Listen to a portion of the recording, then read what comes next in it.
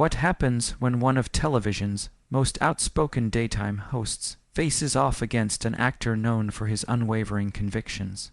Studio 1A of The View had seen its fair share of lively debates, but nothing could have prepared the audience or the millions watching at home for what was about to unfold. The tension in the air wasn't just noticeable. It was suffocating. You could practically feel it vibrating through the cameras. Jonathan Roumie, star of the massively successful faith-based series The Chosen, took his seat opposite Joy Behar, a woman famous for her sharp tongue, blunt opinions, and a willingness to poke at any subject others might consider sacred. It was supposed to be a standard promotional interview. Talk about the latest season, his experiences on set, the future of the show. Instead, it spiraled into what many would later call the most explosive confrontation in the show's history. But before we get into the fireworks that forever changed daytime television, make sure to hit that subscribe button and drop a comment telling me, what's the most intense live TV moment you've ever watched? Because trust me, this one belongs in the top tier. The day began like any other Tuesday. The studio audience filled their seats, excited murmurs rippling through the room as the theme music played. The hosts walked out to applause, smiles plastered across their faces. Coffee mugs clinked, cue cards flashed under hot studio lights. A typical morning for The View until it wasn't. Jonathan entered moments later, dressed modestly in a navy blazer and crisp white shirt. Calm, approachable, everything fans loved about him on screen seemed to follow him into the studio. What no one knew was that this calm would soon be tested. Joy Behar, energized and already flipping through her notes, wasted no time. With a seemingly innocent grin, the kind she often wears right before dropping a verbal grenade, she leaned forward. "So, Jonathan," she said, drawing out his name like a setup to a punchline. "You've made quite a name for yourself playing, well, the most famous figure in history. Tell us, how does it feel to essentially make a living off of religion?" The studio fell still. A few audience members shifted, unsure if they should laugh or frown. Even the other hosts shot sideways glances at her. They knew exactly how loaded that question was. Jonathan blinked once, then settled deeper into his chair. His body remained relaxed, but his expression sharpened, a quiet resilience forming behind his eyes. This wasn't his first time dealing with skepticism, and Joy, she wasn't the first to take aim at his work. "Well, Joy, I appreciate the question," he began, his voice gentle but firm, though I'd frame it differently. He clasped his hands, choosing his words with precision. "I don't see it as making a living off religion. I see it as telling stories that matter, stories that have influenced humanity for thousands of years. The Chosen isn't about profiting from belief. It's about shining a light on themes that define us: love, hope, forgiveness, sacrifice." A polite response, but the underlying message was clear. "I see what you're doing." Joy's eyebrows lifted ever so slightly. She wasn't done. "So you're saying religion isn't being commercialized here?" she pressed. "Streaming services, merchandise, sold-out events, someone is profiting. Are you telling us that money doesn't play a role in your show's success?" The temperature in the room rose another few degrees. The live audience oohed quietly. Jonathan's jaw tightened for a millisecond, a flash of frustration, then he exhaled. "The project has expenses like any show," he replied. "But success isn't something I'm ashamed of. When good art reaches millions, that's a blessing, not a flaw. And if people find inspiration, healing, or even curiosity about faith because of what we create, then we are serving a purpose bigger than commerce." Whoopi Goldberg subtly raised a hand, as if to redirect the conversation. "Maybe we should—" Joy cut her off. No, I want to stay on this, because when actors play religious figures, some people accuse them of pushing agendas. Do you think you're influencing viewers' beliefs?" Now the co-hosts grew tense. Cameras zoomed in tighter. The energy shifted from talk show banter to something deeper, a philosophical clash. Jonathan leaned forward now, no longer dodging. "Joy, every story influences someone. Every movie, every show, even the topics discussed right here at this table. If portraying Jesus encourages viewers to think about compassion, or how to treat one another better, I'm proud of that influence." The applause that followed surprised even him. Joy's smile faded just a little, a sign that the debate wasn't swinging in her favor. But she wasn't ready to surrender. "So if someone disagrees with your interpretation of faith," she asked, Are they simply less compassionate? Jonathan shook his head. Not at all. Faith is personal. Debate is healthy. Disagreement isn't the enemy, hatred is. Cheers erupted. Someone in the crowd yelled, "Amen." Joy looked momentarily stunned, as if the interview had slipped from her grip. The producers scrambled behind the scenes. Should they cut to commercial? Should they soften the tone?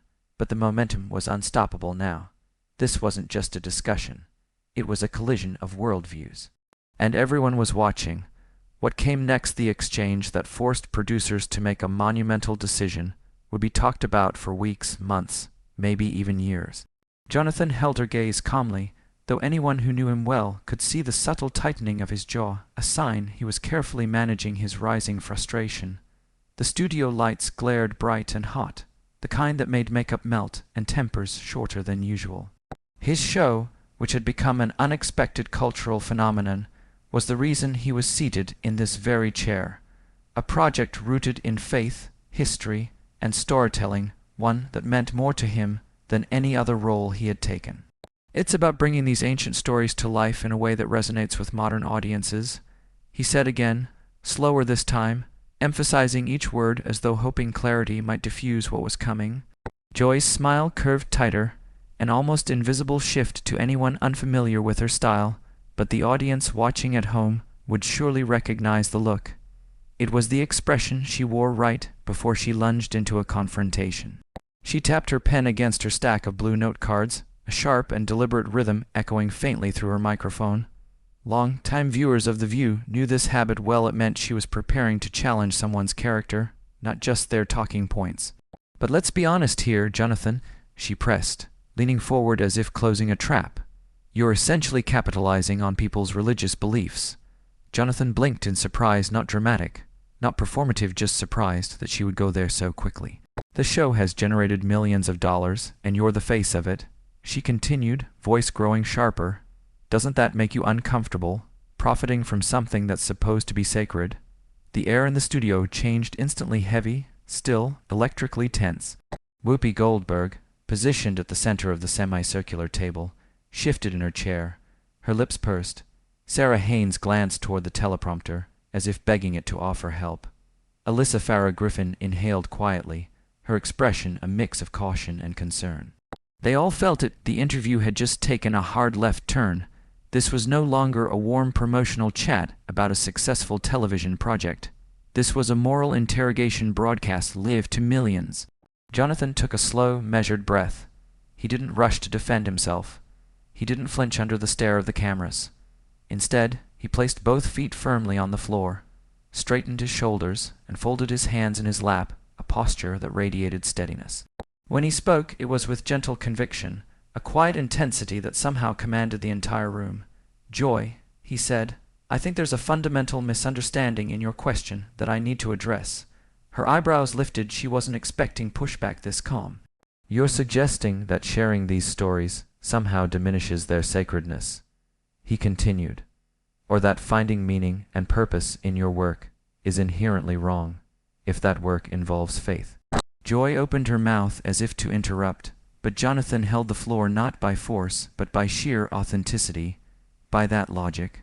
He said, "Should we criticize every actor who has portrayed a historical figure? Should we condemn every filmmaker who has ever created a movie about love?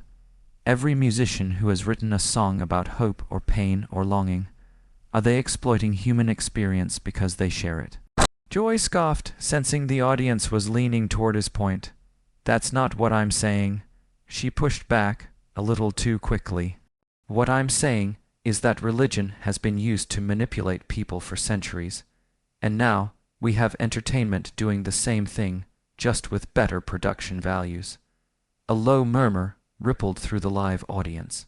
The atmosphere shifted from curiosity to discomfort, the type people feel when a conversation leaps from thoughtful discussion to accusation. The hum of the studio equipment, the cameras, the overhead lights, the teleprompters suddenly felt louder, like the room itself was waiting to see what would happen next. Jonathan's expression didn't harden. He didn't bristle, but his eyes, they changed, softer, somehow, more disappointed than offended. "So let me ask you this," he said quietly. Do you believe that people should only hear these stories in places where money is never involved? Only within religious institutions? Only behind closed doors? He paused, letting the thought settle. Because those places also rely on funding, donations, salaries. Even they must operate in the real world. Joy's tapping pen stopped abruptly. Jonathan leaned in just slightly, not as a challenge, but as a plea for understanding. "I'm not preaching," he said. "I'm not telling people how to believe or what to believe. I'm sharing stories that have shaped humanity for thousands of years. Stories about forgiveness, courage, sacrifice, love. Stories that still matter. And if people find comfort or inspiration, or even entertainment in that, then I don't see the harm." His voice carried an emotion now, not anger, but vulnerability. "But if we silence those stories in every place where success exists, then we lose a piece of who we are." The audience fell completely silent. You could practically hear the tension crackle in the air. Joy shifted back in her chair, crossing her arms, a sign that she felt her control slipping. The rhythm of the interview was no longer hers. Jonathan, with calm truth over theatrics, had seized it. Whoopi cleared her throat, sensing the stakes and stepping in like a seasoned captain trying to steady a ship before the waves broke over it. "I think what Jonathan is saying," she interjected carefully, "is that sharing faith stories doesn't automatically mean someone is taking advantage of anyone." Jonathan nodded respectfully toward her, grateful, but still resolute. Joy's eyes darted to her next card, searching for a lifeline, for a way to reassert narrative dominance. But the moment had shifted beyond her reach. Jonathan looked directly into the camera, not at Joy, not at the co-hosts, but at the millions watching at home.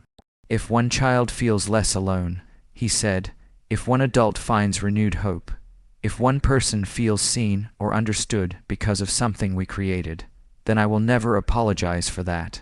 The room held its breath. "And if success follows," he finished softly, "then that's simply proof that people still care." His words lingered in the air, deeper and heavier than anything that had come before, a testament not to wealth or fame, but to meaning. Joy opened her mouth to respond, but for the first time in the entire interview, she didn't seem to know what to say. Even the audience seemed to hold its collective breath. The energy in the studio didn't just shift, it snapped taut, like a wire stretched to its breaking point. Jonathan's expression remained controlled, but something subtle flickered behind his eyes, a glimmer of disappointment mixed with newly sharpened determination.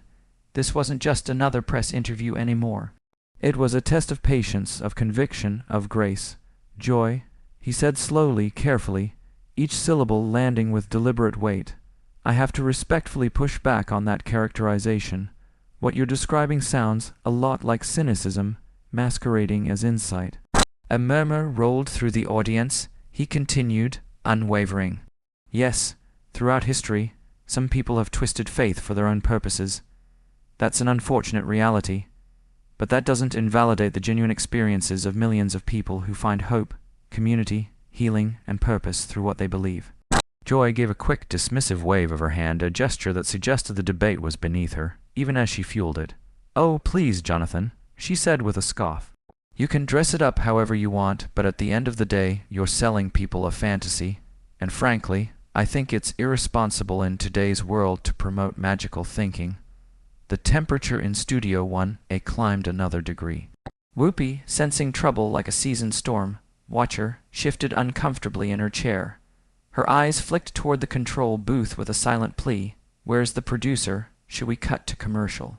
Sarah Haynes' posture stiffened, her hands tightening around her cue cards. Alyssa Farah Griffin, meanwhile, was completely still, transfixed by the unfolding confrontation, as if even a blink might disrupt the moment. Jonathan leaned forward, not aggressively, but with the quiet force of someone who refuses to be misunderstood. "Joy," he began again, his tone still controlled but no longer willing to offer unlimited grace. "I'm curious about something.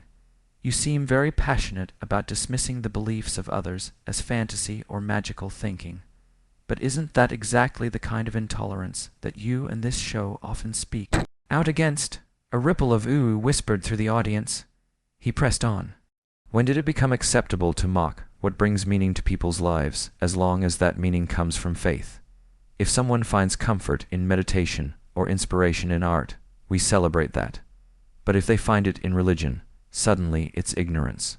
Joy's eyes flashed a clear signal that he had struck a nerve. "Don't you dare try to turn this around on me," she snapped. "I'm not mocking anyone. I'm asking legitimate questions about an industry that preys on people's vulnerabilities."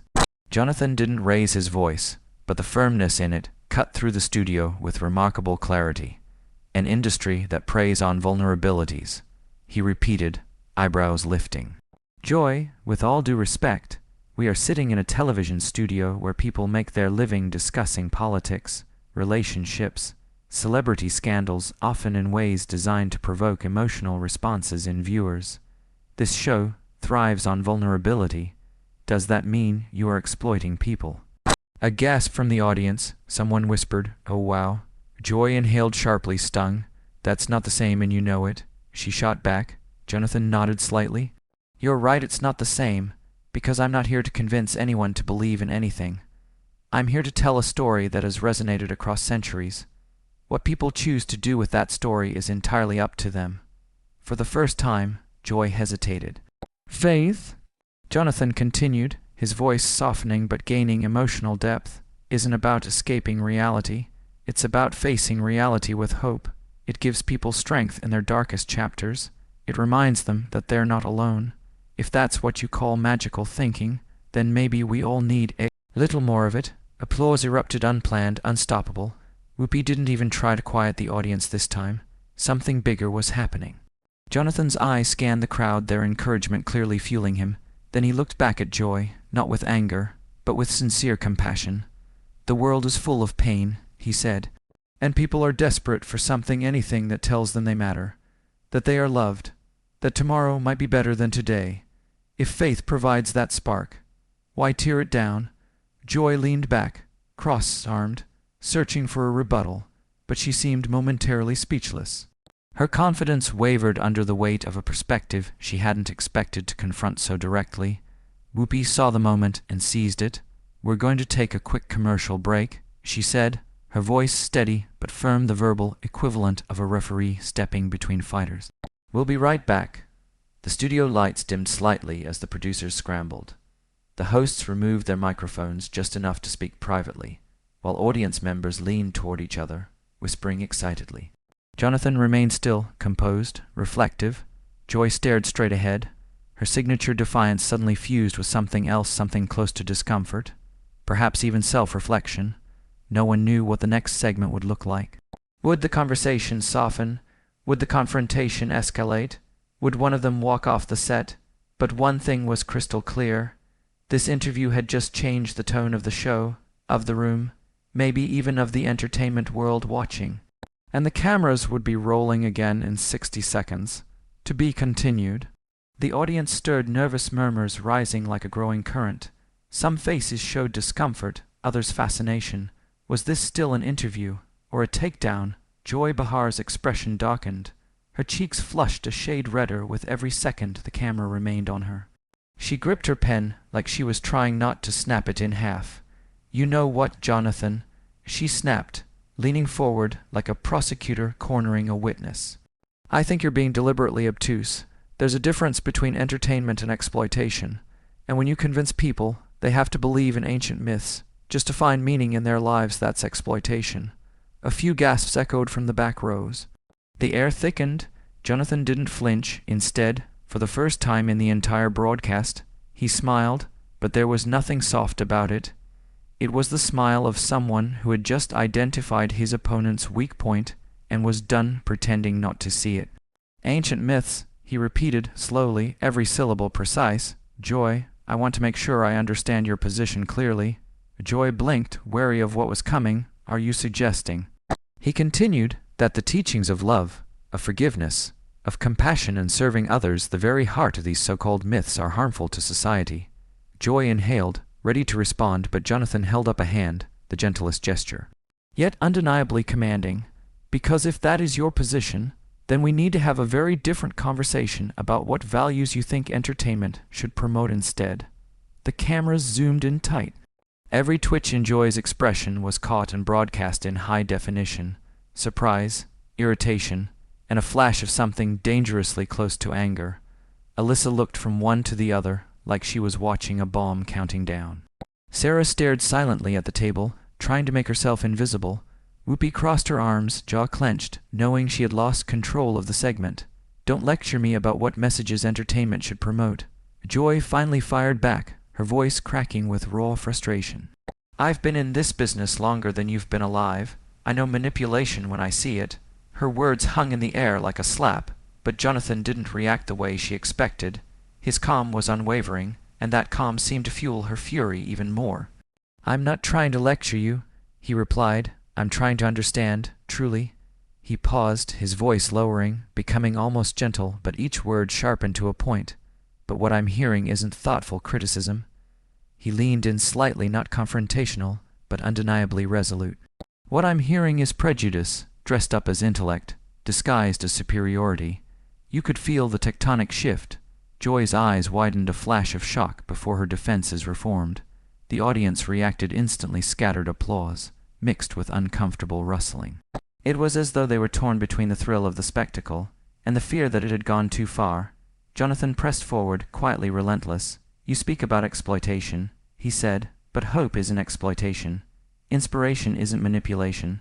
Faith isn't a trick. He placed a hand over his heart, not theatrically, but sincerely. People believe because something deep within them recognizes truth, not because someone like me tells them to. Joy opened her mouth, but no sound came out. Jonathan didn't stop. We live in a time when people feel more alone, more anxious, more broken than ever. If a story offers them comfort, or reminds them they're loved, how can that possibly be harmful? The audience erupted louder this time. The studio struggled to contain the roar. Joy's jaw tightened as she tried to regain command. Well, she began, voice strained, you're assuming that, no. Jonathan interrupted gently. I'm acknowledging that people are free to choose what resonates with them.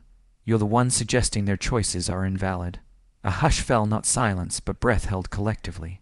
Jonathan continued, voice low, but carrying through every corner of the room. Joy, disagreement isn't the issue here. The issue is dismissiveness. The issue is ridicule. The issue is treating millions of sincere human beings as if they're fools simply because what gives them purpose isn't what gives you purpose. Joy stared at him, a glare meant to intimidate, yet something in her expression wavered. A crack in the armor. Jonathan delivered the final blow softly, almost sadly. That's not enlightenment. That's not bravery. That's not progress. He paused. That's just intolerance with fancy vocabulary.